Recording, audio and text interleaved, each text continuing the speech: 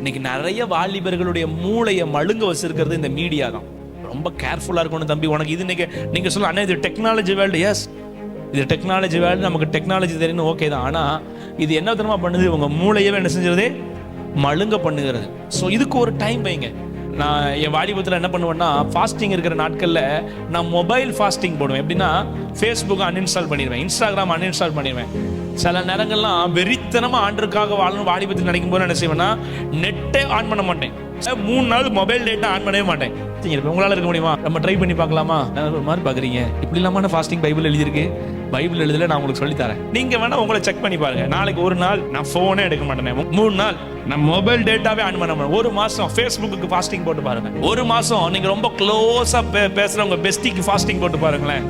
உங்களால இருக்க முடியல அப்படின்னா நீங்க அடிக்ஷன் அர்த்தம். உங்களால இருக்க முடிஞ்சிச்சுன்னா இந்த போன் உங்களுக்கு எடுக்கலன்னு அர்த்தம். எத்தனை பேர் சேலஞ்சுக்கு ஒத்துக்கிறீங்க?